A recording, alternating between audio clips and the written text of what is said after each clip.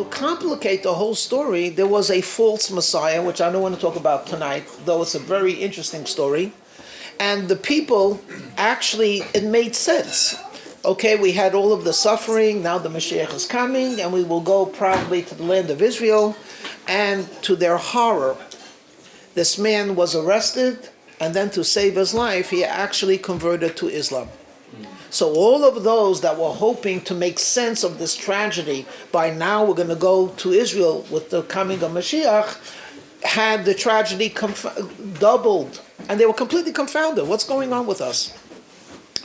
Many of the great leaders of Israel realized that because the infrastructure, such as the kahal, the community was broken, and there were no yeshivot, and people were really struggling for existence. So to imagine that there's suddenly the community that was really poverty-stricken is suddenly going to give of their basic existence to support a yeshiva, where boys are going to learn Torah whole day. So they were very brave and they were very courageous, and they said, we're going to start yeshivot. But how do you attract a kid who's hungry? So basically by telling him you're the elite. You're the greatest. Not everyone could be a yeshiva boy. Not everyone could study Talmud. God gave the Torah to the Jewish people. You're the ones that are holding it. And yes, you're not going to have a farm. Yes, you're going to be sleeping in the synagogue. Yes, you'll be fasting maybe 2-3 times a week, because until someone invites you, it might not happen. But it's all worth it because you're the proud, the few, the Marines. You're the elite. Now, perhaps their meaning was good. But what it created was a schism. The elite, the few thousand of the Torah scholars and their students, had nothing to do with the average Jew, who was still reeling from the aftermath. You have to remember, 50 years is not even 2 real generations. So these are people that remembered the massacre. Their grandparents lived through it, or maybe perhaps were still maimed if they were lucky enough to have it. And suddenly the people who they needed most, which were the Torah scholars, to prop them up and to offer them hope and encouragement, basically turned their back on them. They had their reasons, but they were not good reasons, because anything that has to do with ego becomes an issue. So in 1698, literally, thousands and thousands and tens of thousands of Jews were wandering. They were sheep without a shepherd. And Hashem had Rachmanis, and he sent down a holy soul called Rabbi Yisrael, the son of the great tzaddik, Rabbi Eliezer. We know him as the holy Baal Shem Tov, the master of the good name. And he came and he brought life. How did he bring life? Because he did not create anything new. What he did was he extracted the minerals, he extracted the fruit, he extracted the energy from the ground. And he said, Hashem has an exclusive, loving relationship with every Jew. He doesn't sit and mark you how many mitzvahs you did. He chose you. God loves you like an only child to parents. He spoke about that Hashem doesn't only look at action, he looks at sincerity. Rahman alibabai. He spoke about that there's no such thing as holier than you. What we are like a grape. A grape has the fruit, it has a leaf. They need each other. Without the leaf, the grape will get ruined. But a leaf without a grape is silly. What's it protecting? The scholar needs the simple needs the scholar. Each one has to learn from the other. Each one has to respect the other. And a long list of holy teachings. This was rain on people whose souls were parched. We do count for something. We're not very observant, we're not very religious, and we're absolutely ignorant, but Hashem loves us because we're trying. And he spoke so much about respecting parents, respecting Torah. What did this elite feel? He's weakening the ground. Here we are, we're trying to hold on desperately to our students by telling them how great they are. And here's a man that's coming to tell us that really every Jew is great and you don't have to be the biggest yeshiva student and so on. So an opposition broke out against the teachings of the Baal Shem Tov. Without belaboring the story, when the Baal Shem Tov passed away, there was a lot of controversy about him and about his teachers, about his teachings and about his students. But the Baal Shem Tov was such a revolutionary, he was so charismatic, people thought that once he goes to heaven, the whole movement would just peter out. Little did they know that the holy Baal Shem Tov left cedars of oak trees, powerful students, and one of them was the Maggid of Mezrich.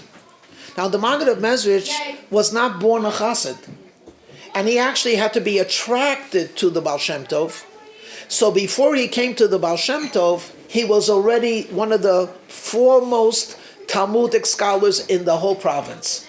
Now when he became the leader of the Chassidic movement, they couldn't say anything against him. But instead they began to point their arrows against his students. One of his great students, if you can imagine a tree, the branches are each one of those great students. Each one of those students had fruit and seeds, and it continued. So after the Maggid passes away, what happened was the opposition grew up again. Tremendous opposition, and this time they had some of the great rabbis and teachers say this is a dangerous sect. They're going to weaken Judaism. And the opposition got so powerful that one of the leaders, a great tzaddik whose name was Rabbi Menachem Mendel of Haradok, or Rabbi Menachem Mendel of Vitebsk, took a colleague of his younger, his name was Rabbi Kalisker, and they took 300, I think it was 300 families or 300 people to Israel. They just couldn't take the opposition anymore, and they landed up in Sfas and then in Tveria. It was not easy for them as well. The Alter Rebbe, Rabbi Shneur Zalman of Liadi, or Rabbi Shneur Zalman, we call him the old Rebbe or the first Rebbe because, and he's the hero of tonight. Rabbi Shneur Zalman of Liadi followed Rabbi Menachem Mendel of Haradok. When he picked himself up to go to Israel, his brothers did.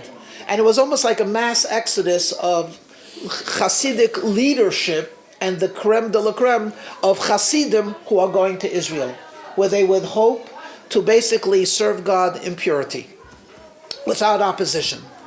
But after a 3-week journey, Rabbi Menachem Mendel stopped, and they were like on the border of Mohilov or something like that, and he explained to the Alter Rebbe that he has a shlichus, he has a message, he has a mission, and he cannot leave. And his mission is to stay in White Russia and Lithuania and propagate and teach the teachings of the Holy Baal Shem Tov.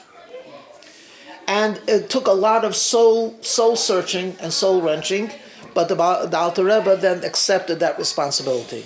And he came back and he began teaching the teachings of Chassidus in a very particular form, which we call today Chabad. Because as we know, the Chassidic way of life and the Chassidic teachings emphasize many broad ideas. For one, humility, joy, tshuva, mikveh, prayer. I mean, there are a list of 10, 20, whatever it is, and the Chassidus has an emphasis on it. Which part of this would you emphasize? One of the things that most of the Chassidic groups accepted was the simple faith of a Jew is so precious to God, it should not be tampered with. So they emphasized sincerity, service to Hashem, unquestioning belief that whatever God does, He knows what He's doing.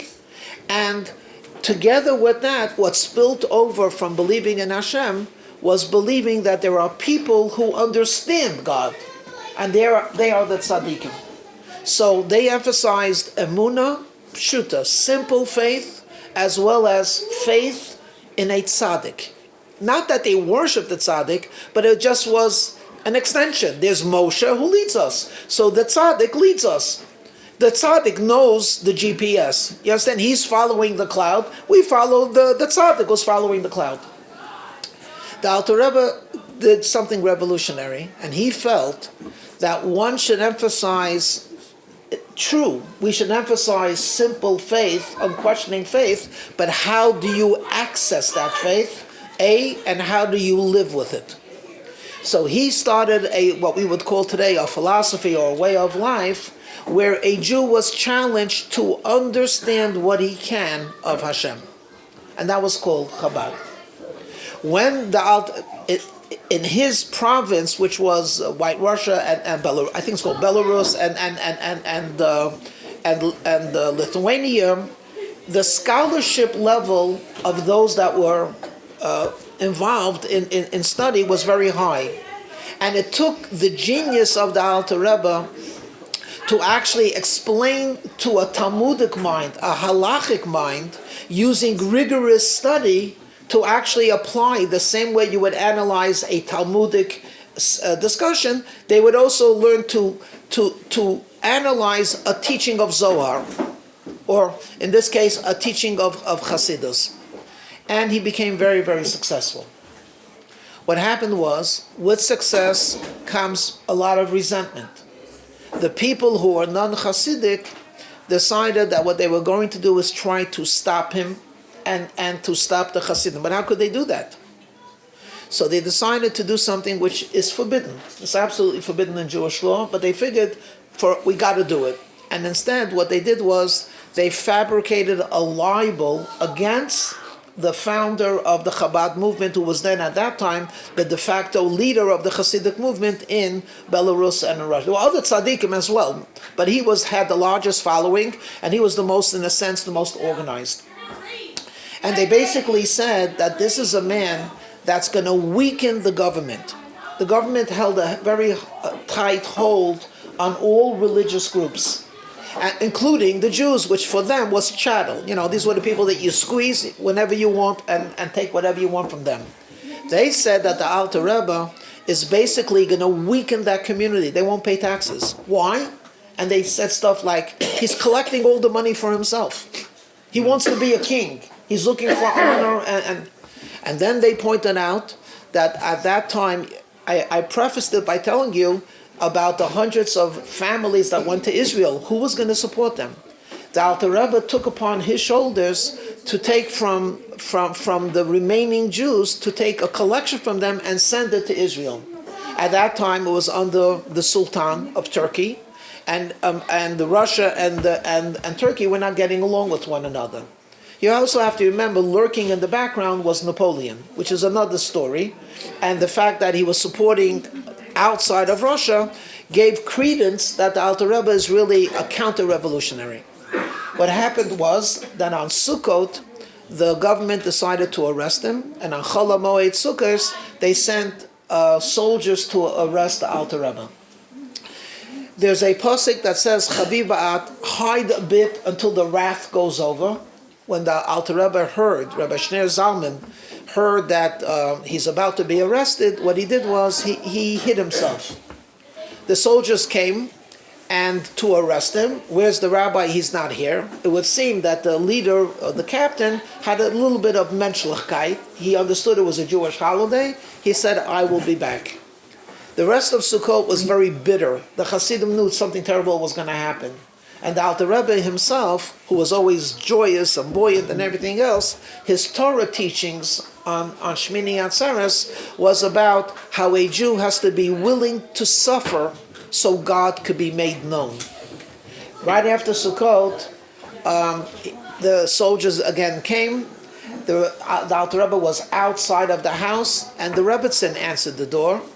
And they said, where's your husband? She said, I don't know. And it says in all the stories, one of the captains just smacked her so hard that she lost the tooth.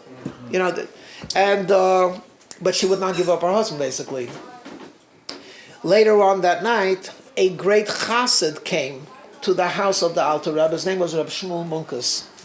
And the way it's written in our tradition, the Alter Rebbe said, Shmuel, they're coming to, did you hear they're coming to take me? What should I do? Should I go?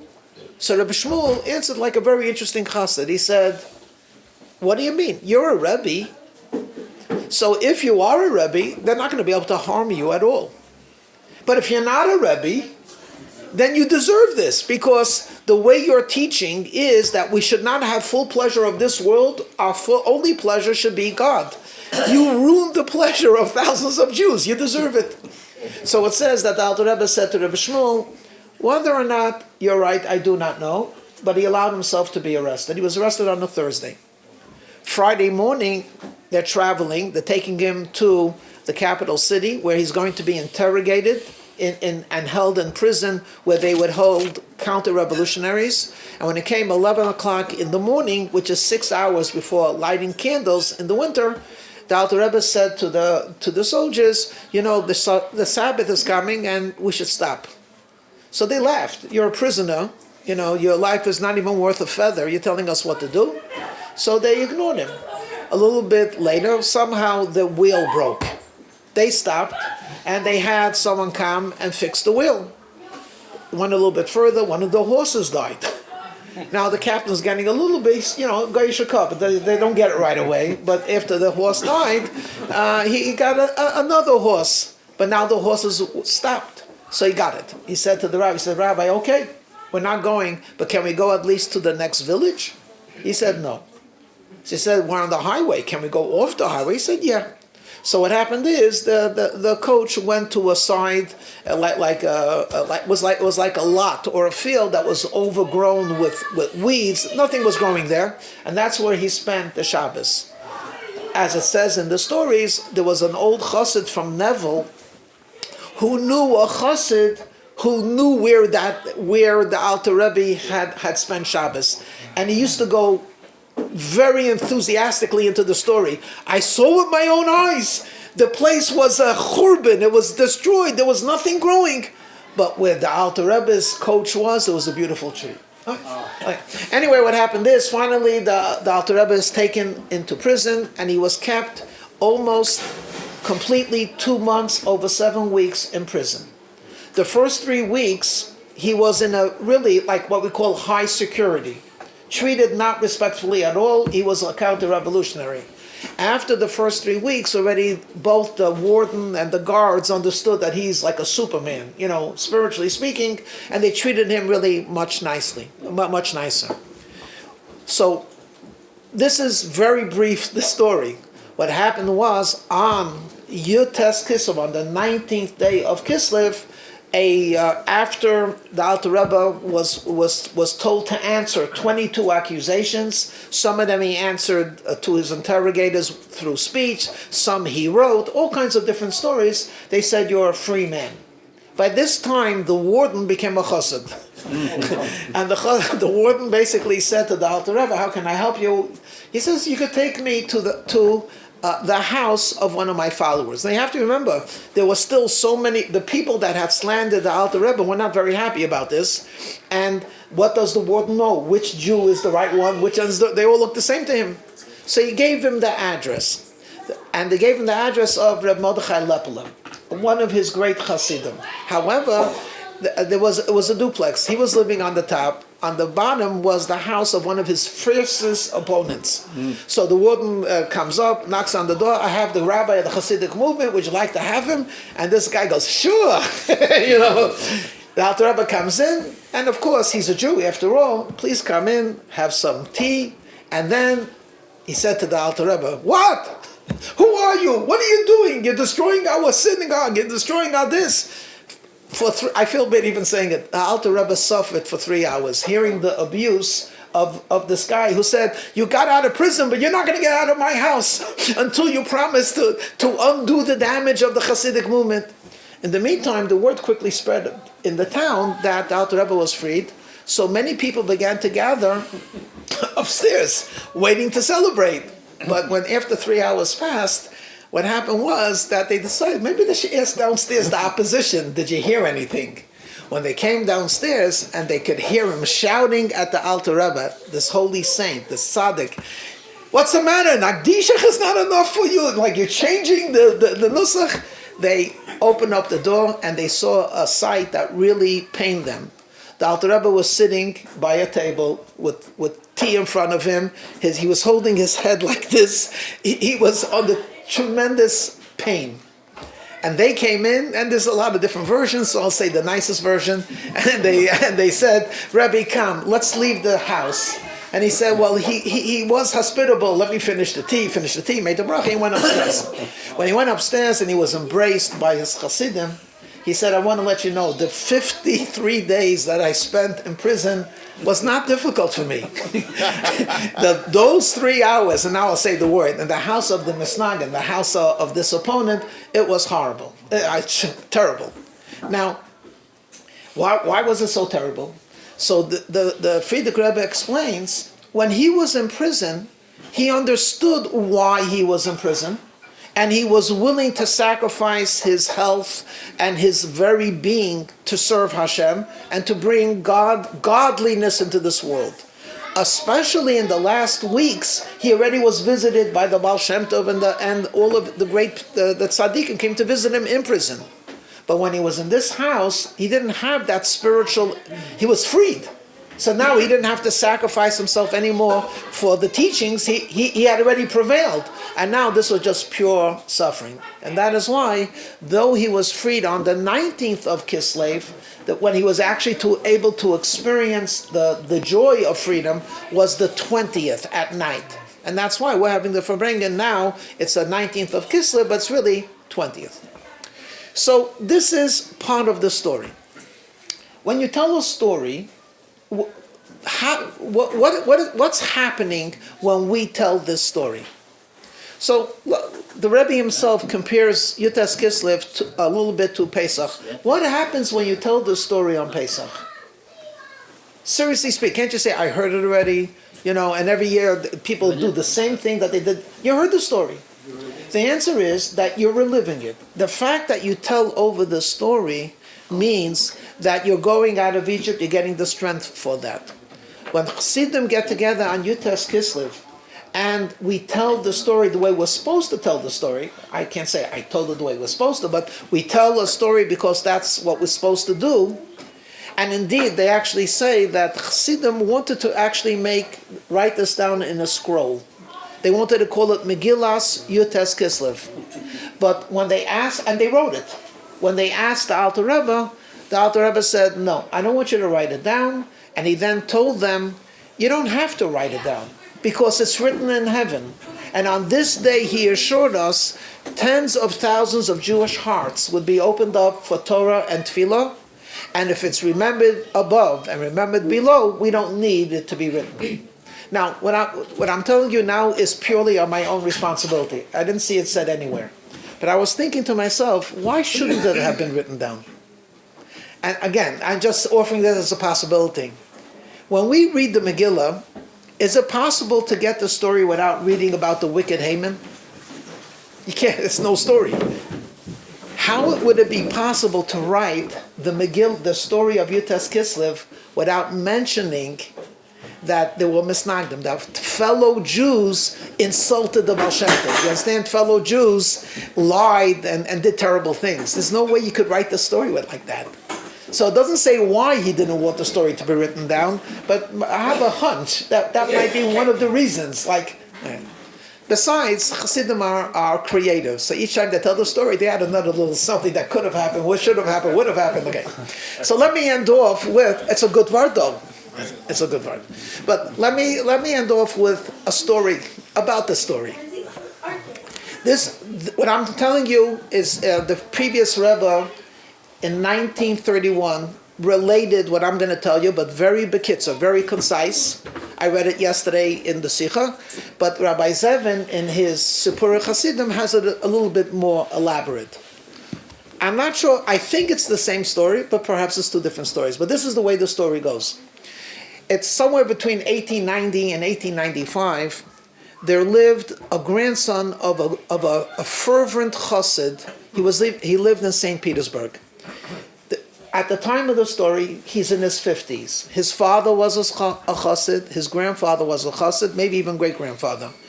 And he was very proud of his Chassidic background. As a matter of fact, today, who does not have a picture of the Rebbe? Everyone has a picture of the Rebbe.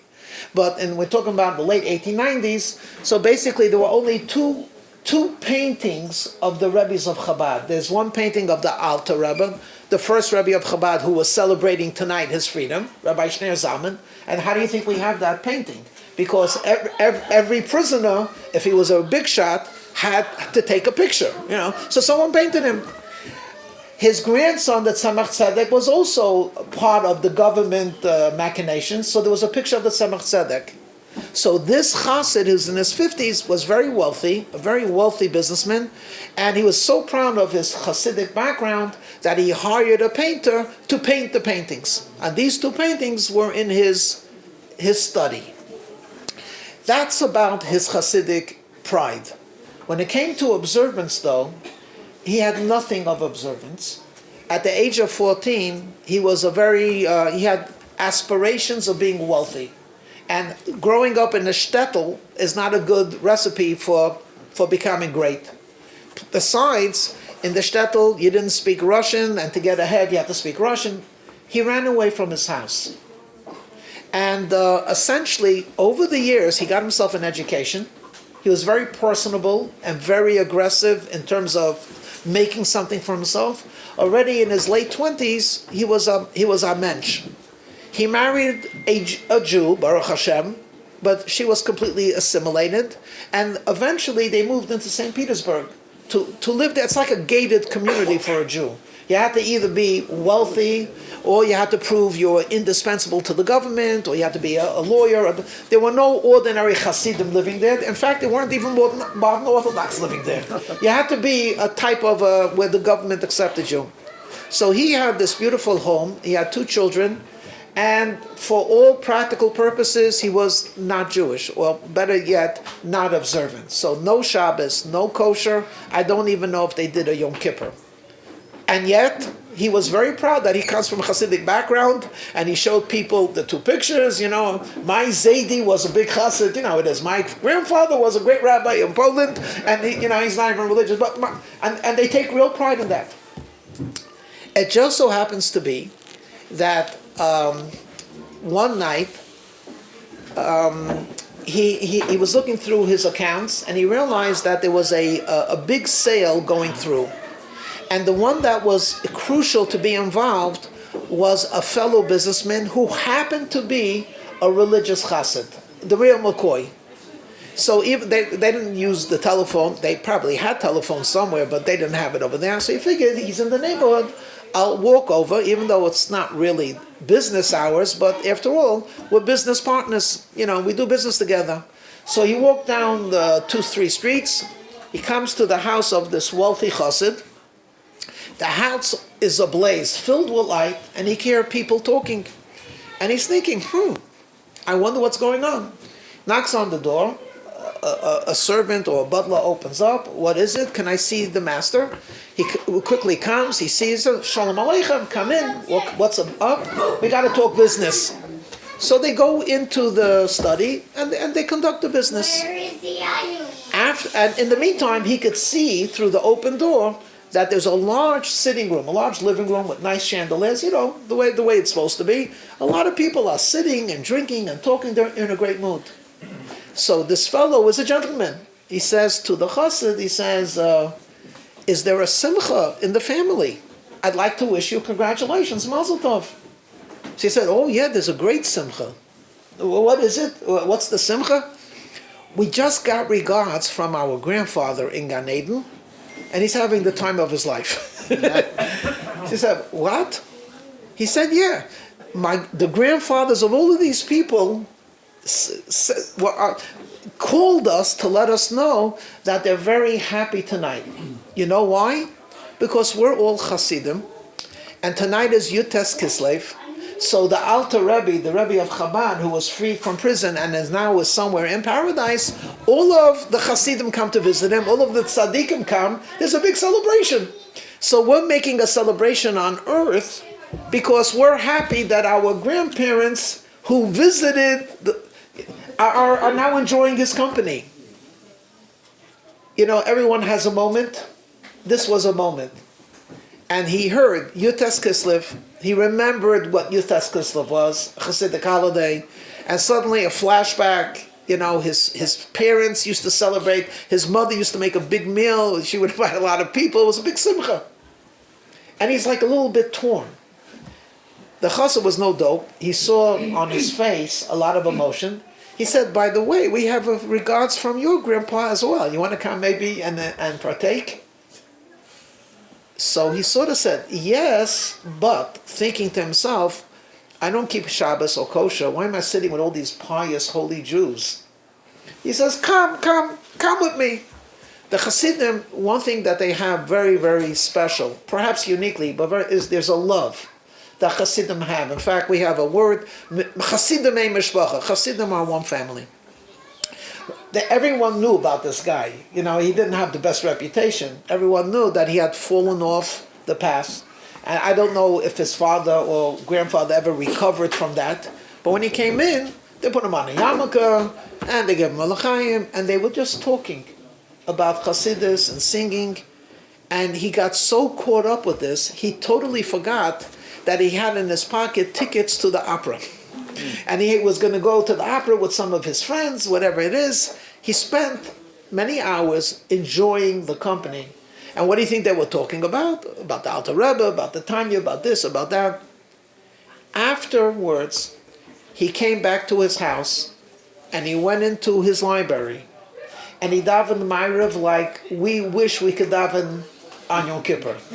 And he was looking at those two pictures of the Lubavitcher Rebbe's, and he did tshuva. The next day, he koshered his kitchen. Now the Rebbe tells the story. That's how you tell a story. It's not. Here's a story that happened 200 years ago. It's not. It's a good story, but it's time to go to bed. No, this is a story that has an effect on us. That we have a Rebbe, we have an Alter Rebbe. He was in prison. He had Mesiras Nefesh. He was freed today. He said, "Whoever is happy on my day of rejoicing, I assure you of." And there are three assurances that if you're in a narrow constraint, I'll take you out of it. If you're involved with materialism, I'll help you become a little more spiritual. And even if you're in hell, I'll get you out. That's what he said. Even in Gehenna, I'll take you out. So this is why we're here tonight. So there's much to talk, but in the meantime, let's say L'chaim.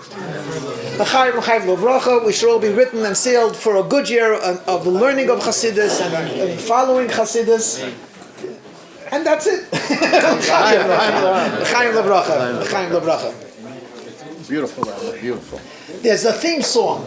The theme song is Pada V'Shalom, which we'll talk about later. So let's sing it. Pada V'Shalom.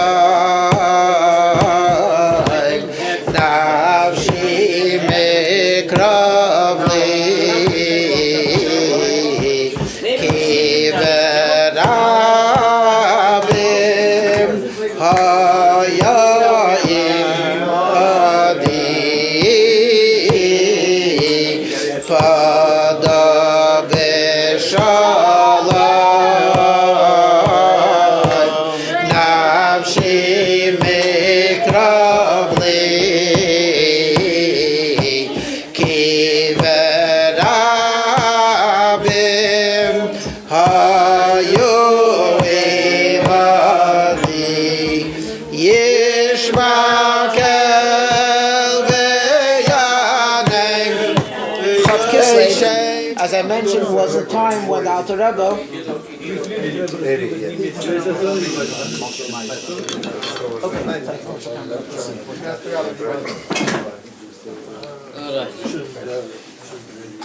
Rabbi Ben Siyat, there's room over here. It's closer to the L'chaim. Tonight, as we mentioned, Chav Kislev, the Alter Rebbe actually was able to celebrate his freedom. But Chav Kislev, 20th of Kislev for us, has within it another holiday. It's the day that the Tanya was printed for the first time in the year 1796. And actually, the Tanya it's interesting. The Tanya got the Alter Rebbe into trouble, and the Tanya got the Alter Rebbe out of trouble. What does it mean that he got the Alter Rebbe in trouble? In the Tanya, and I'm going to talk about it in a minute in a slightly different form, but the Tanya essentially is a book that teaches a Jew about God. And in heaven, as the tradition says it, there was an accusation against the Alter Rebbe. How could it be that he's teaching such precious teachings to ordinary people? And because he was Meifetz the Mayonas, he was spreading out the well springs of the Holy Baal Shem Tov, an accusation broke out in heaven, and it's not only from heaven, but other tzaddikim, the students of the Maggid, actually disagreed with the Alter Rebbe in his shita, in his philosophy of spreading the secrets of the Torah. In fact, one of the great tzaddikim said as follows: we all know that Ner Hashem Nishmas Adam, the candle of God is the soul of man. But if you look at a Ner, right, you look at a lamp, because the word Ner doesn't mean light, it means lamp. When you look at a lamp, there's a container, there's oil, a wick, and an igniter. Without going into all the details, they said that the neshama is in a container, it's the body, it has oil, which is Torah and mitzvahs, and what could ignite it? So many of the students of the Holy Maggid and of the said the Chassidic way of life and the belief in the tzaddik and following the tzaddik will be enough to ignite the lamp. The Alter Rebbe said it's not enough for it to be ignited by someone else. You understand? It's not enough to be carried. You have to learn how to cultivate a deep, meaningful relationship with God on your own. What does it mean on your own? It has to come with your mind, with your heart, with your soul, with your input. And how can we do it? By increasing in the oil, by giving a person what to think about. They countered and they said, you know what? If you put too much oil in a lamp, the fire goes out. You have to know how to put the oil in that it doesn't smother the flame. So I'm giving you an example in words, but it was a much deeper disagreement. But the Alter Rebbe felt no, that the flame will grow bigger if there's more fuel. Instead, you have to know how to give the fuel. Mm-hmm. And the Alter Rebbe didn't need anyone to teach him how to teach. The Tanya is the way he conveyed these eternal truths. It's brought down, the Mittler Rebbe said, that when the Alter Rebbe was in prison, who stuck up for him? Well, the tzaddikim, right? The Chassidim, and the hundreds of thousands of words of Tanya, which was studied by the Chassidim because it was printed 2 years earlier. As a matter of fact, in the year 1796, when it went to the printer, the Alter Rebbe said, I want it to be finished by Yud Tes Kislev, the 19th of Kislev. Why? Because that's the yahrzeit of the Maggid. That's the yahrzeit of my Rebbe. And they were pushing the printers, it was not finished on the 19th, it was finished on the 20th. So a special messenger came and told the Alter Rebbe, we just finished it, but it was finished on the 20th. And they were surprised. The Alter Rebbe was very distraught. And he said, the 20th, I wanted the 19th. Whatever Hashem does, He does for the best.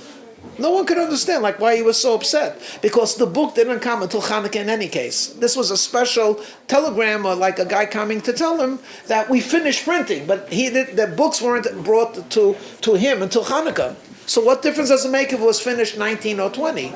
But 2 years later, we realize now that if they would have been finished on Yud Tes Kislev, he would not have had to suffer as much as he did. He would have been freed on Yud Tes Kislev. The fact that the Tanya was finished on the 20th of Kislev meant that though he was freed on Yud Tes, he actually only was able to, so to speak, experience freedom the night.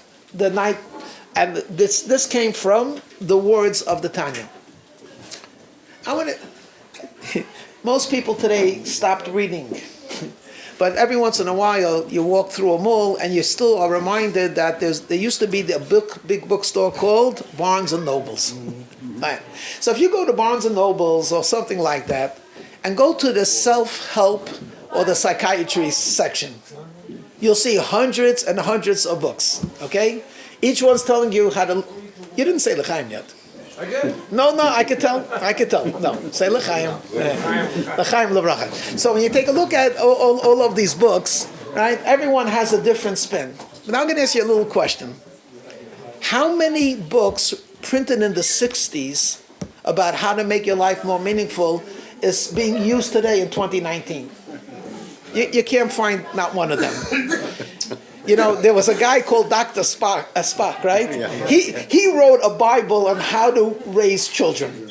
And in the 70s and people wouldn't do anything with their baby unless they first checked the holy book, Dr. Spock, whatever it is. 30 years later, he wrote, I made a couple of mistakes. and there's a revised revision, That means basically all of those people that they didn't pick up the baby because he said, do not pick up the baby. Or those that picked up the baby because he said, if you don't pick up the baby will be indelibly destroyed. That means he ruined millions of people. But they didn't say, we changed. And obviously no one reads them today. Okay. Now, how many books written 200 years ago are used for self-help therapy? It doesn't exist. You look at the Tanya, it's remarkable. It's a sefer that's over 200 years old. Now, who was the Tanya written? Who was it written by? A tzaddik, a saint, a leader, a holy man. He's as far as me and you as heaven is from earth. I mean, what does he know about people like us? Nothing, right? Okay. Who's he writing this to? To the Chassidim in Russia. Right? So these are people who their biggest anxiety was that when they davened, they by mistake had a bad thought. What's the bad thought? That they have to give tzedakah right afterwards. I mean, come on. You understand? He's an angel writing a book for semi-angels.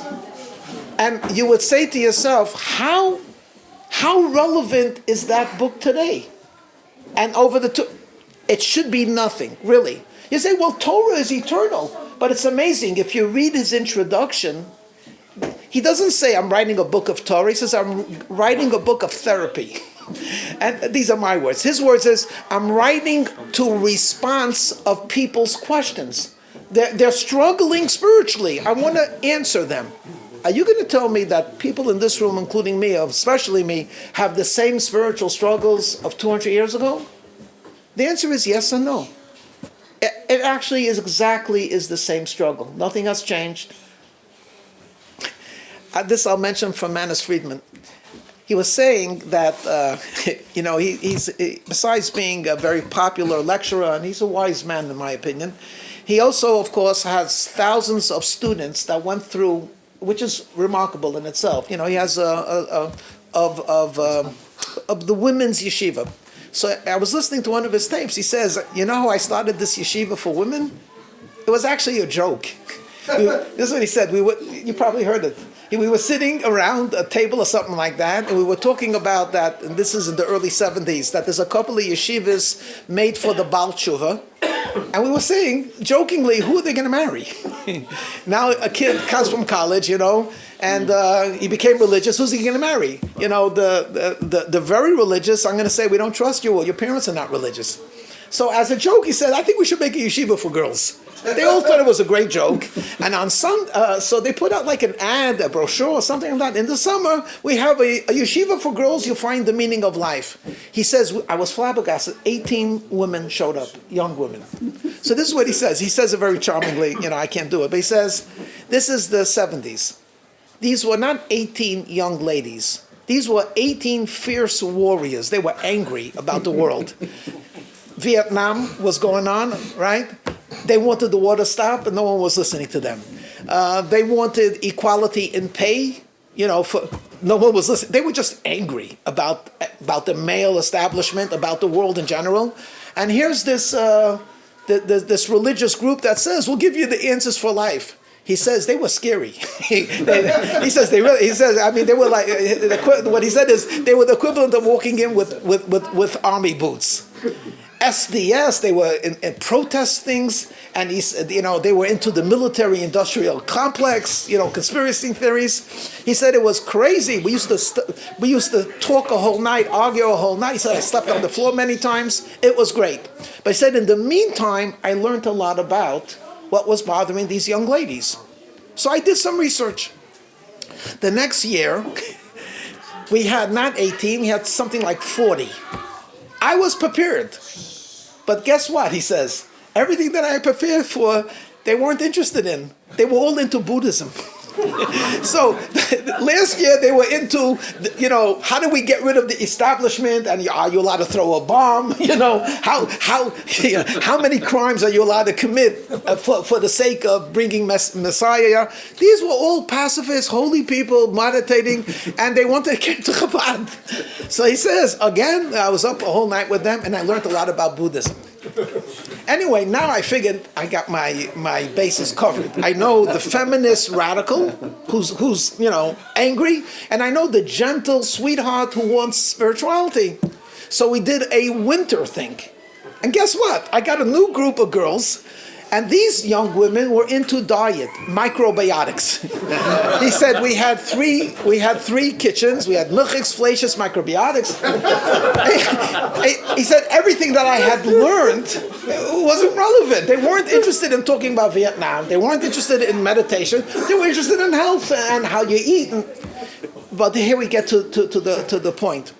But he says, you know what went in all of these classes? Tanya. It's amazing. The group that wanted to destroy the White House, and the group that wanted to meditate a whole day, and the group that sees that if everyone would eat brown rice, Mashiach would be here, everyone related to the idea that there's something holy, true, enduring in Tanya. And that's something which is godly. Again, if it would be, let's say, like Talmud, right? Legalities, okay, Jewish law, we have to live a Jewish life, we have to know Jewish law. But to know the inner struggle of a Jew 200 years ago in a land where they didn't speak English and they didn't have internet, and that the same book that was written for them should talk to us so deeply it's a godly gift. So what is the Tanya? And because you really cannot talk about the Alter Rebbe without talking about the Tanya. So the answer is the Tanya is a very good book. What is the Tanya? The Tanya is a sefer. It is a holy, holy book that essentially introduces you to yourself. Very interesting. Rabbi Yoel Khan, I wasn't by the Farbrengen, but someone wrote it down. Very interesting. He was Farbrengen with Chassidim, and he in the early years he drank plenty, and he was a very, very he's a real chassid. He's a genius actually. Anyway, so he's Farbrengen, and then late at night, maybe 3 a.m, whatever it is, he turns to one of the fellows and he says, "How many Rebbes do you have?"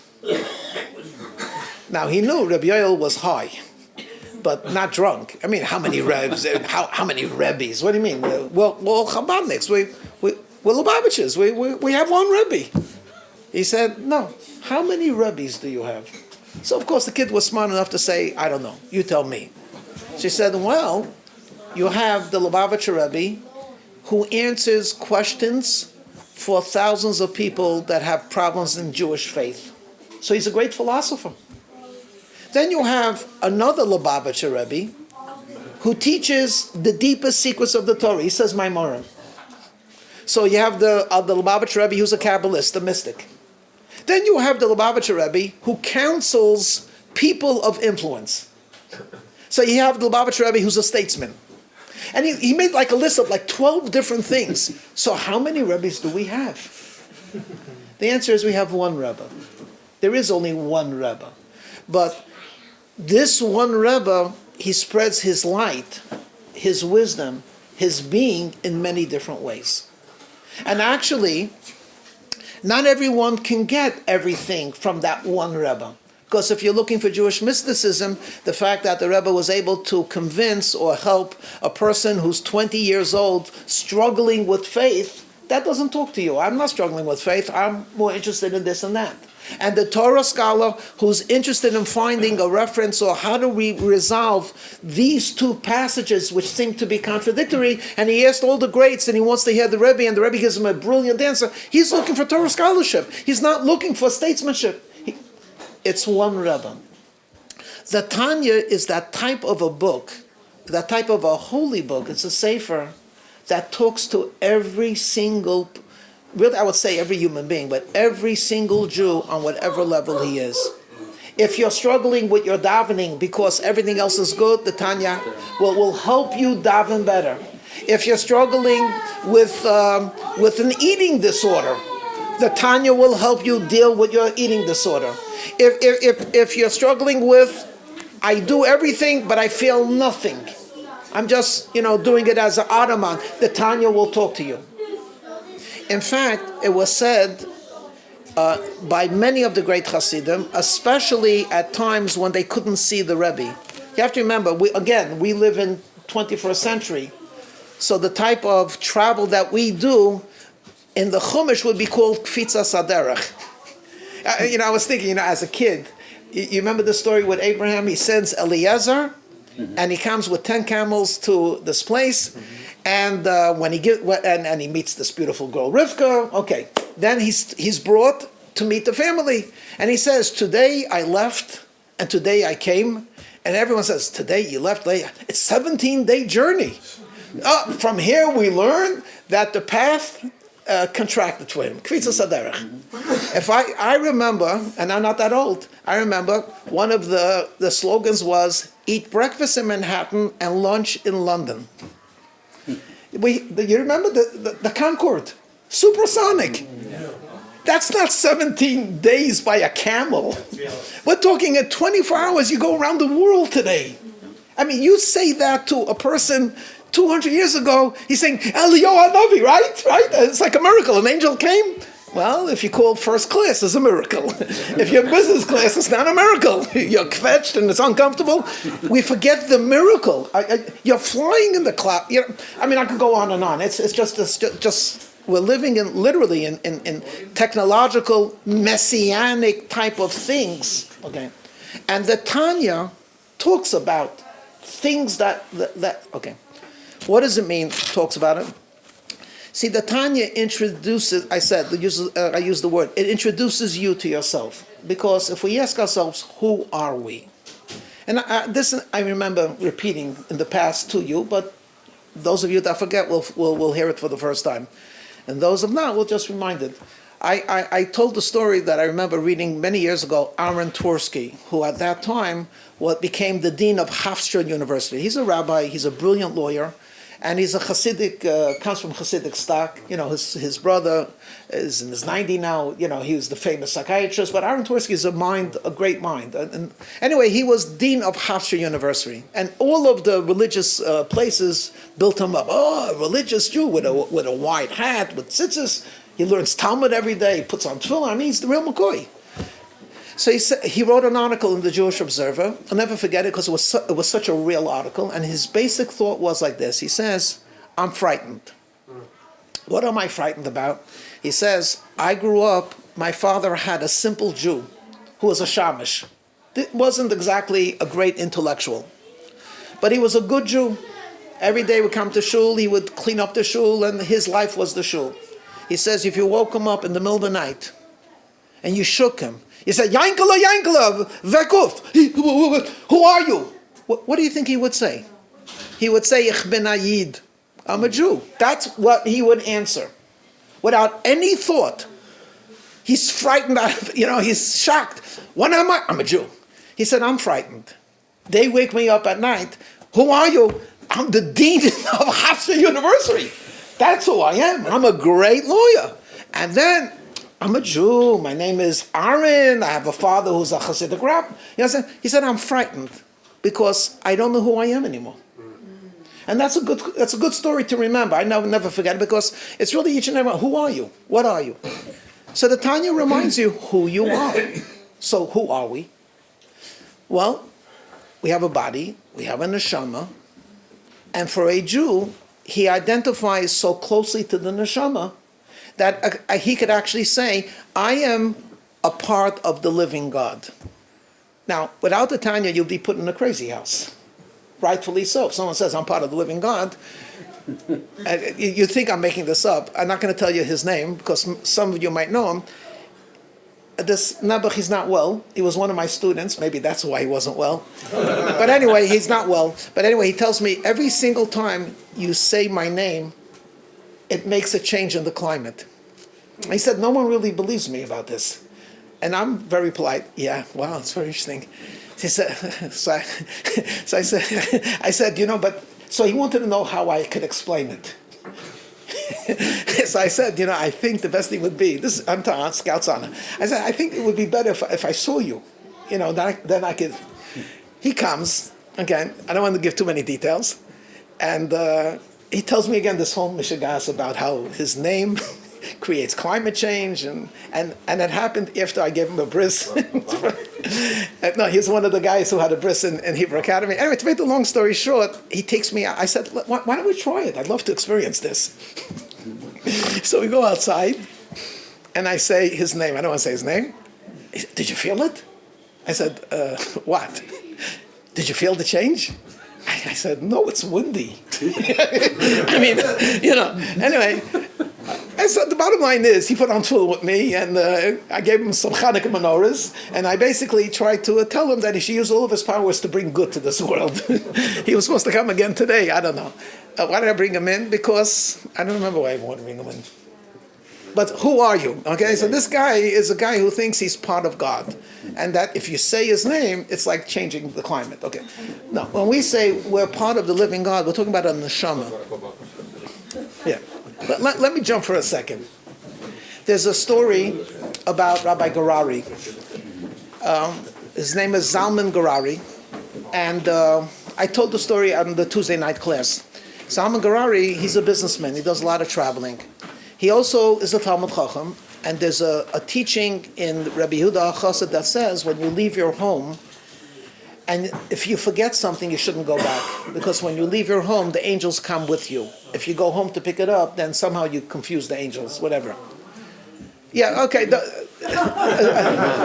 It's not important to go into details. Anyway, so he was preparing for a trip to Israel.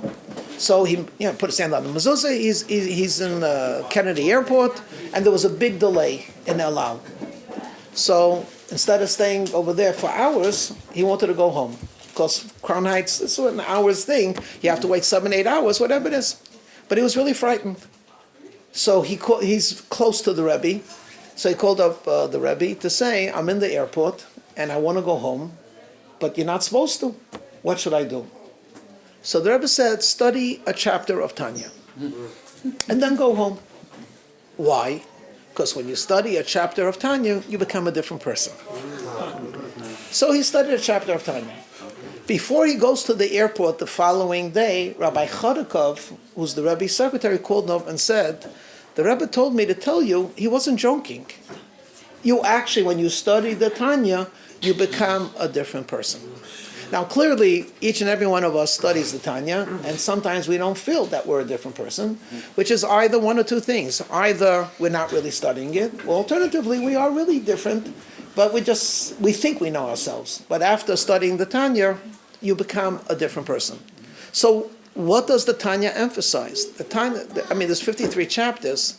The Tanya emphasizes that there's a difference between who you think you are and who you really are. Let's start with a statement in chapter 2, a statement in chapter 3, and then talk about it. The statement in chapter 2 is that every single Jew has a part of God inside of him, mamash, literally. And of course we say literally, but we don't understand it because God has no parts. And the word literally means something that's almost tangible, and God is not tangible. And yet, that's the expression, literally a part of God. So if you can imagine your thoughts being one with you, your neshama is one with God. Even though it's in your body, it's actually still one with Hashem. Then we read, I said chapter 4, I'm sorry, chapter 4. Then we read that this holy soul is put into a body and you have garments. What are the garments? Thought, speech, and action. Okay. And you would think that the neshama is so holy, putting on garments is bringing down the neshama, but it's not like that. Because the neshama is a creation of God, even though it's God's thought. But the mitzvah is God's essence. This is His will. So if you could compare action to a thought and thought to desire, desire would trump. Because when you want something, that's the reason why you think a certain way, because you want to think a certain way. Or because you have a desire for something, so it patterns your thoughts in that way. So now, when you do Torah and mitzvahs, you're one with Hashem's desire. So it follows that the idea of the neshama coming into a body with garments actually elevates the neshama. Okay, very deep, very holy. Which leads us to a sad conclusion.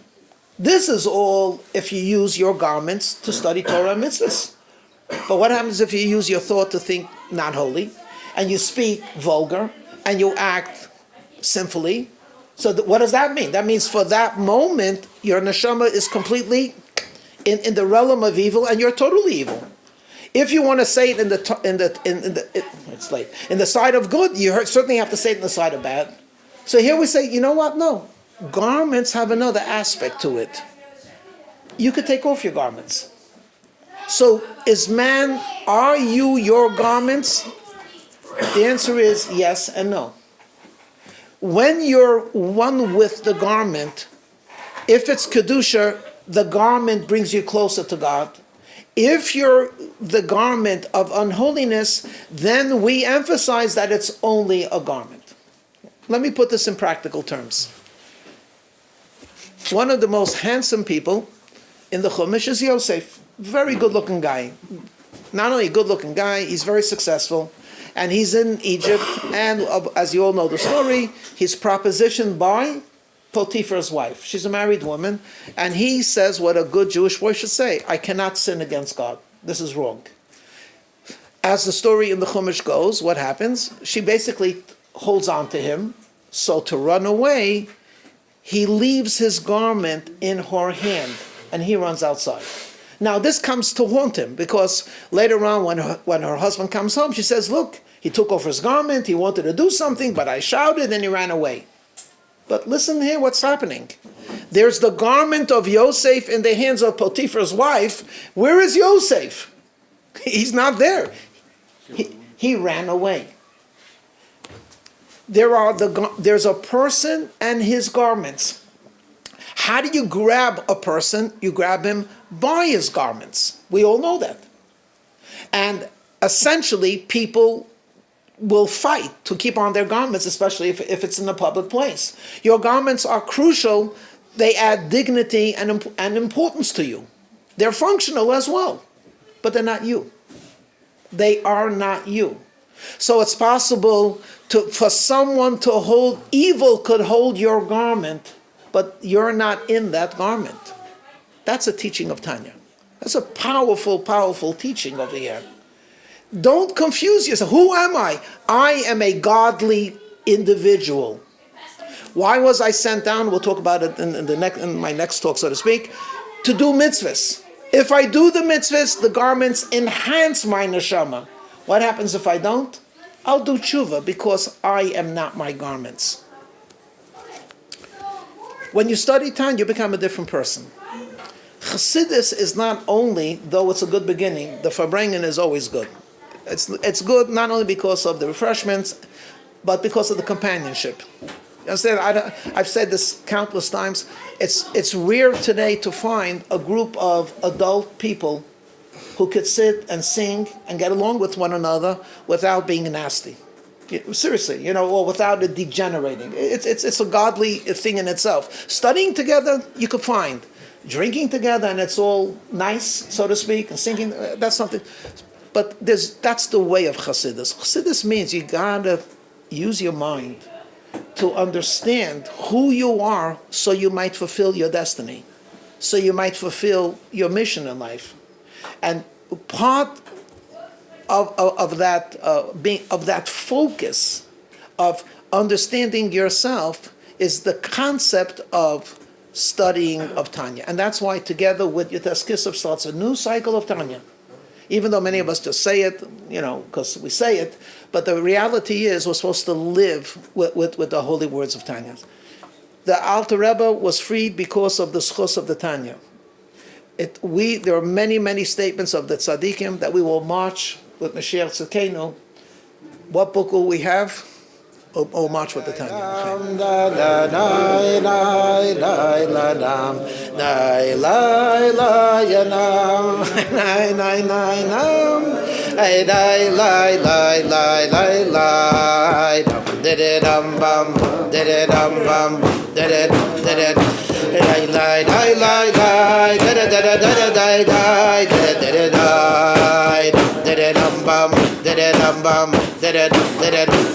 Hey, dai, dai, dam, da da da da da da dai, dai, da da da da dam, dai, dai, da da da da dai, dai, da da dai, la da dai, la da da dam, bam, bam, bam. Hey, la, dai, la, no, hey, dai, la, dai, la, la, la, dam, da da dam, bam, da da dam, bam, bida, bida. Hey, la, dai, da da da da da dam, la, da da da dam. Dai lai da da da da dam, lai da da da da da da lai da da dam, lai da da da da dam, dai lai dai lai. We could tell a story, or we could talk a little bit. Which one do you want? Both? Okay. So let's. We start a new cycle of Tanya. We started the cycle of Tanya. Yeah, we started already. Yeah. Yesterday morning. Okay, let's start with a thought. Maybe I'll just do the two together.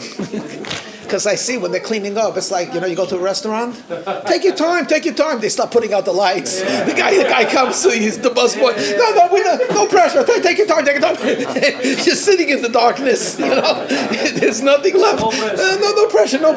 By the way, when you go outside, please put on the alarm. No pressure. Look at this. They're cleaning up. They're kicking us out. It's a good thing I live here. Otherwise, Alex, there's a room in your house just in case. Okay. Yeah. Okay. Anyway, 113 years ago, a letter was delivered to Lubavitch. As we all know, to Lubavitch, the hamlet or the village of Lubavitch. We all know that the Rebbe Rashab, the fifth Chabad Rabbi, Reb Shlomo Dober, started the yeshiva called Tomchei Tmimim. And of course, one of the great highlights of the year was Yud Tes Kislev, when the Rebbe would Farbrengen with the students. One particular year, the Rebbe, the Reb Shlomo Dober, the fifth Chabad Rebbe, was out of the country, I think for health reasons. And the students were really hoping that he would come back to Farbrengen with the people, but he couldn't make it. Instead, he sent an express letter. And he asked his son, the Frierdiker Rebbe, that he should read the letter to the Chassidim, and that would be his participation in the Farbrengen. And that letter, most of it is printed in the Hayom Yom, in the beginning of the Hayom Yom, and he basically writes in that letter that today is a wonderful day. Today is the Rosh Hashanah of Chassidus. He was the first one that said those words. And today, v'chayis nafshenu nitin lanu. Means light. V'chayis nafshenu, the spirit of our soul, was given to us. Because again, when the Alter Rebbe was in prison for these 2 months, he could not teach the secrets of the Torah. He could not be the true holy leader in terms of being a teacher of Torah. He was imprisoned. But when he was freed physically and spiritually, he was given permission in heaven. Then he was able to give us the direction for life. So he writes, v'chayas nafshenu, light, L-I-G-H-T, and life, L-I-F-E, was given to us. Of course, the great Chassidim talk about these two words. What does that mean? We were given life and light. What is light? What is life? And of course, our own holy Rabbi talks about it. And in Chelik Beis, he gives one of the things that he says is as follows. Light, in contrast to life, is light surrounds a person. So if you put on the light, you are who you are. When you take off the light, you're still the same person. Light is a medium. It allows you to interact with what is around you. That's light. But chayas, life force, is inside of us. Not only that, but according to the importance of the limb, that's how much of the life force or the energy is revealed. So there's more life energy or more life force in your mind than in your kidney more than in your ankle, and so on. So we have to know that he writes that Chassidus adds these two qualities. It adds a quality that surrounds us. Where Chassidim know that God loves us, that God cares about us, that we are going to serve Him, and every mitzvah is precious. And then there's life. What does that mean? Chassidus illuminates and gives life to what does tefillin mean, what is a mezuzah, what does it mean to sit in the sukkah. Each one has a different emanation, a different energy, a different feeling. So on Yud Tes Kislev, when the Alter Rebbe was freed and he was allowed and encouraged to continue the teachings of Chassidus, we were given this Or Makiv, this surrounding light that enlivens us and makes us that we could see the world around us through the eyes of a Jew, and Chayos Nafshenu, particularly whenever we do a mitzvah, that particular mitzvah that we do with the arm or with the heart or with the mind or with the foot has a special meaning. So when you're dancing on Simchas Torah, you're dancing with your foot, not with your mind. And that has a special holiness and a special meaning that your mind who studies Torah doesn't have. When you're studying Torah, it has a special meaning and a holiness that doesn't happen when you put up a mezuzah on your door. Chassidus illuminates the cloud, the general, and the particular. It adds light, you know what's going around you, and it also permeates internally inside of you. So the Frierdiker Rebbe, in one of the Sichas, talks about the idea of light. Where does light come from? Light comes from, of course, the sun. We consider sunlight as like the source of light. So he says, what happens if you have sunlight, but you put an obstacle between you and the sunlight? We know in Chassidus that a sin could be likened to a cloud. A cloud could obscure the light of the sun. We all know we have lampshades, so it could be very sunny outside, and yet if there's a covering, the light cannot go through. If that's the case, if our body is coarse, if we had a refined body, what we call in Yiddish, edel, sensitive, refined, very, it does what Hashem wanted the body to do, so then it would feel the light. And of course, it would permeate in life, not light, but life. But if we have a coarse body, and we're, as we all know, not as refined as we should be, so here you have the light of Torah, but we don't feel it, because there's a lot of obstacles, a lot of covering. So the Rebbe gives a vert. He says, it's true that leather, if you put leather on the window, no light will go through. But you know what? After a while, the leather will warm up. So if you put your hands near the leather, it'll become warm. So he writes, there's no such thing as that we're completely dull and insensitive. Yes, it would be nice that we had glass, so the light of Hashem or the light of Torah or the light of goodness and sweetness would shine in us and through us. Our body would not hinder, our body would magnify it. But even if we have the body of an animal, so it has a thick hide where the light doesn't go in, but the light at the very least will warm up.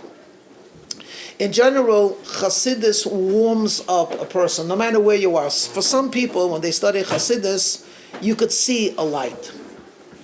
And when I say light, I'm referring to this type of a light. I also mean a lightness of being. Like when you're in a good mood, you just feel light, or if you don't feel well, you're like schlepping or you eat too much. It's a heavy feeling. When it comes to serving Hashem, there's this idea of feeling light on your feet. That's, for many, Chassidus does that.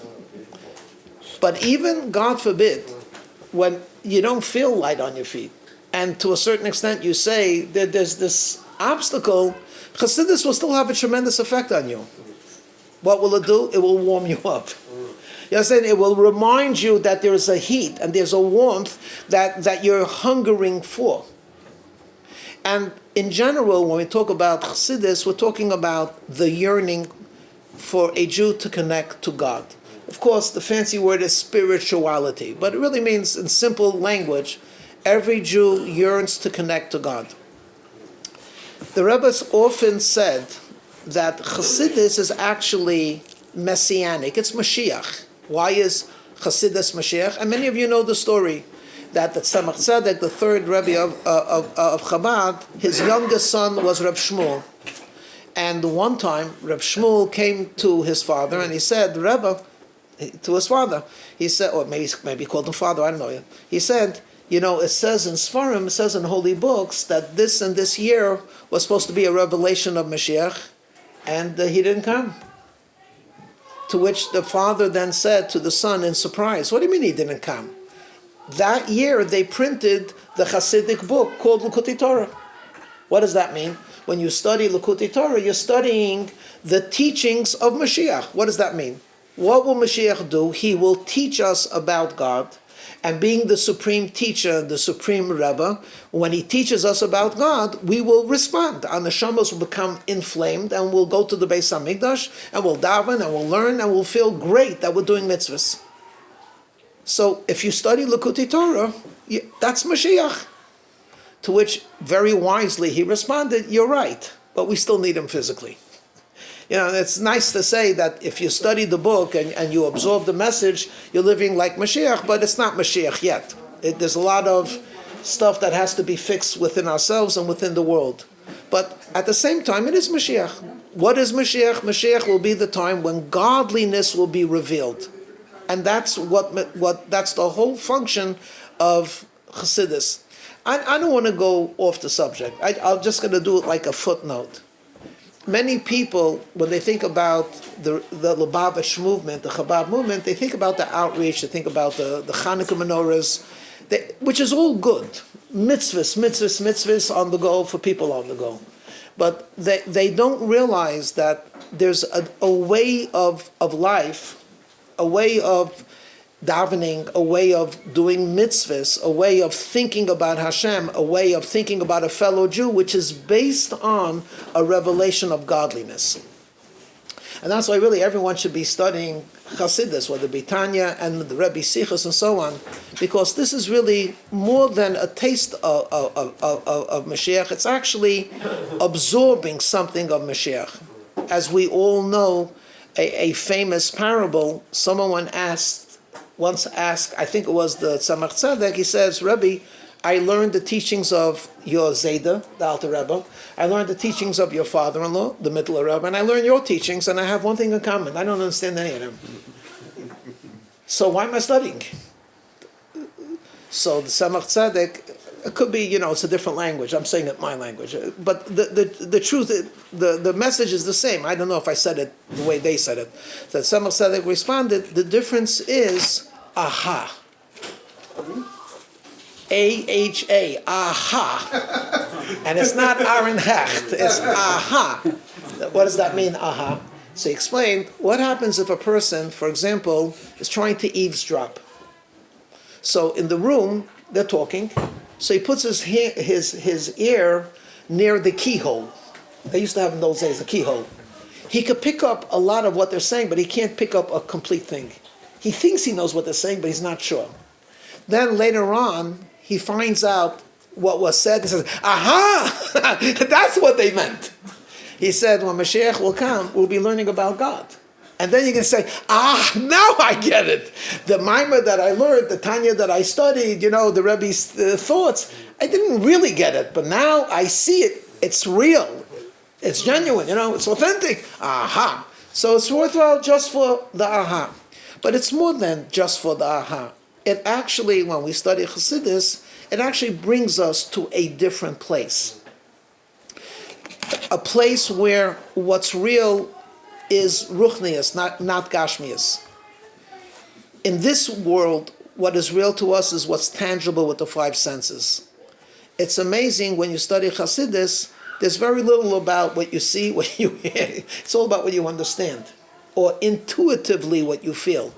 Because you can't touch an angel, you can't smell an angel, you can't touch a mitzvah, the value of a mitzvah. You could do a mitzvah, but the language that Chassidus uses is a language of angels, but within a human term. So literally, you're getting a touch of Mashiach. The Rebbe Rashab, in that letter that he sent, he said this is going to be a Yom Tov. The Rebbe explains that what is the essence of a holiday? We know that Shabbos, there's a lot of prayers and a lot of eating. What happens on Yom Tov? Same thing. A lot of prayers and a lot of eating. But the way the way it says it in Talmud is one verse it says you shall celebrate a day for God. One verse it says you shall celebrate the day for yourself. How do we reconcile? Right? Half for God, half for you. The essence of a holiday basically is a medium. It's some type of a connection between the physical and the spiritual. It's a fusion, in other words. So the meal is a yontiv meal. And the yontiv meal is not an obstacle to a yontiv prayer. You say, after a davening like that, you're going to daven a musaf? Who are you kidding?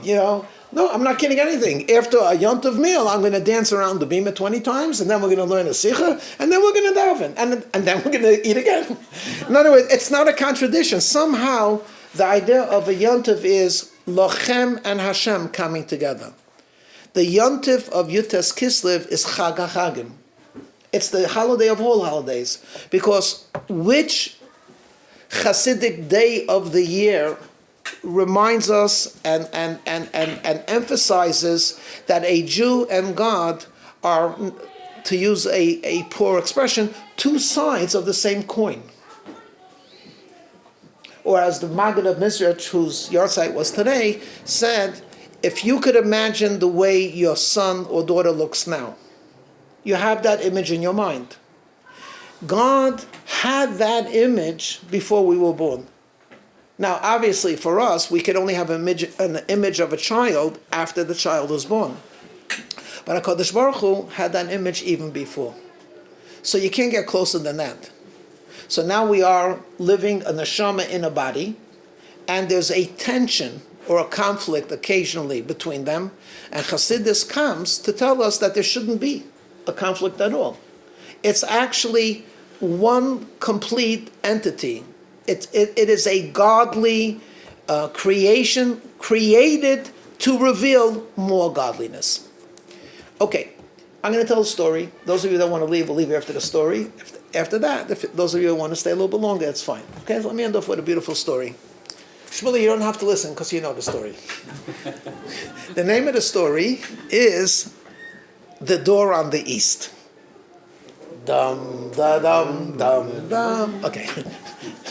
So this story, the Alter Rebbe, and we should mention this, the Alter Rebbe was a Gabite stalker. The Alter Rebbe took upon himself to collect charity for the hundreds of Chassidim that had gone to Israel. We call it Kolol Chabad. And actually, I'll mention it, there's still a Kolol Chabad today, and it's worthwhile for every Chassid to be a regular contributor, because that's what the Alter Rebbe wanted, to Kolol Chabad. With all due respect to the local Chabads in the city, Kolol Chabad is something that every Rebbe wanted us to support. So what happened was that the Alter Rebbe would send Chassidim to travel through hamlet and village and bigger cities and smaller cities to collect money, and 2-3 times a year it would be sent to Israel. You have to remember, it wasn't a vocation. They didn't take half. It wasn't a fundraising job. The people that he sent out were truly great Chassidim. Wherever they traveled, they taught, they inspired, and they also collected. So the story goes with Reb Zalman Zezma, a very holy, great chassid of the Alter Rebbe, and he was given the responsibility to travel for the next couple of months from village to house, to chassid, to collect money, to be brought back to the Alter Rebbe, where it would be sent to Israel. Of course, this is not an easy job, right? You're going on a horse, on a wagon, it's cold outside, plus it's a lawless place. There's no real system of law. You can't call 911. So it's very dangerous, especially if you're carrying money. So every chassid that went needed a special bracha from the Rebbe. So when he came and was given the responsibility to go, the Rebbe gave him a bracha, he should go in good health and come back in good health, whatever it was. And he said, I want to give you advice, that when you come to a house, if the entrance of the house is on the east, do not stay there. Very strange advice, but the Rebbe said so, so the Rebbe said so. So he went with his coachman, and they spent months collecting money, whatever it is. And wherever he went, he inspired the people to be better Chassidim and better Jews. One time he's coming back, his horse and wagon is filled with the coins, whatever it is, and a storm broke out, and essentially where they were supposed to travel, they couldn't, because it was just too muddy, and it was dark, and they didn't know what to do. So they noticed that it was like a stretch of what they call highway, but not many houses over there. And they were worried they're going to have to stay over here in the dark rain, it's going to be raining. And they noticed, it seemed to them that they could see a glimmer of light off the beaten path. So he unhitches the horse, whatever it is, and he walks with Reb Zalman into a little bit off the highway, somewhere in the beginning of the forest. And it's beginning to rain, and they need shelter, and he's frightened. But he figures, look, we're shluchei mitzvah, we're doing a mitzvah, Hashem will watch over us. Knocks on the door, and he's like shocked. A Jewish person, middle-aged, opens up the door. He sees these two people, Shalom Aleichem, come in, And they're thinking that this is like a story from the Chumash, like Avraham Avinu was sent to help them. So they said, we have a horse, we have a wagon. I'll help you. He brings the stuff. He could hear and when they come in, and they take out the packages, and he says, I'll make you dinner. I'm a Jew, you're a Jew, you're my guest, and this is your room. He shows them the room. So they unpack a little bit, but they're both very religious. So he says, before we eat dinner, we would like to do Ma'ariv. When you do the Shemoneh Esrei, we have to face east. Which way is east? He says, sure, Mizrach is this way. And he points to where they just came in. And right away, alarm bells go off. And he says to the coachman, we're leaving. He said, what do you mean we're leaving? It's raining outside. We just packed in. He's a nice man. We're leaving. Start taking your stuff. As this fellow sees them he says, where are you guys going? He said, look, our Rebbe told us not to be in a house where it's facing east. He laughed, come on. And as he's laughing, he's backing out slowly, and he slams the door, and the door is locked. And they realize now that they're prisoners. So Reb Zalman says to this guy through the door, let us out. He says, no, if you will be let out, but you'll be carried out. What happened? There were a group of gangsters, and he was actually the front man. He had this innocent look. He was a Jew to boot, so everyone trusted him right away. And as soon as he got them locked up, the bad guys would come in, make mincemeat of the guests, steal the money, and that's it. He was really evil. So the coachman realized that literally he could count his life in minutes or hours. Got very frightened. But Rebbe Zalman, who was a fervent chassid, bangs. He says, "Let us out. You don't know what you don't know what you're doing. You don't know what you're getting into." The guy laughs. I've heard that before already. You're not my first. He says, No. You saw we wanted to leave. As soon as you told me where the entrance was, I wanted to leave. You should know that we have a great Rebbe. And he's watching over us, and he's blessing us, and if you mess with us, you're messing with him. And I'm telling you the truth because I wanted to leave right away. Yeah. And a couple of minutes later, again knocking on the door, they can hear a bunch of guys with heavy boots coming in, and one of them shouts at this Jewish fellow, so do we have any birds? What are we having for dinner? What are the birds? And they can hear him say, 2 plump birds. I heard the coins in the thing. But you know what? It's raining outside. Why don't we eat first? Yeah, great idea. And they could hear these people eating and drinking and cursing, and they realized that this might, for them, it's not their last supper. It's their last Ma'ariv. So you can understand. They daven the Ma'ariv like it's the last Ma'ariv on earth.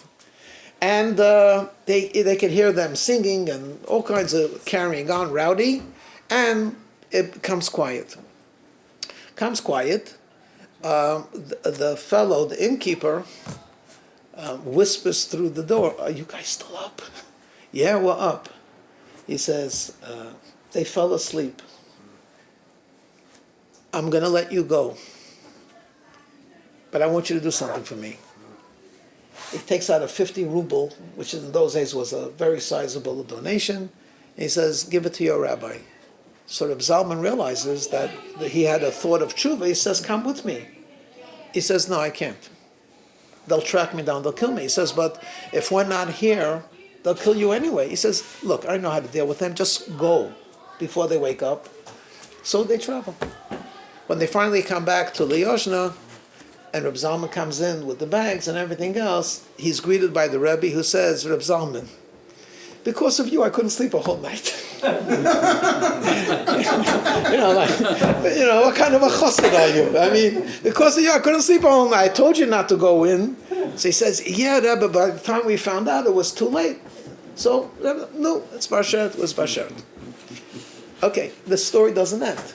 What happens is, maybe 9 months later, maybe a year later, there were a group of poor people, beggars basically, came to Lyoshna, and they asked for nadavas. The Alter Rebbe would send out also money, to give out to the poor people.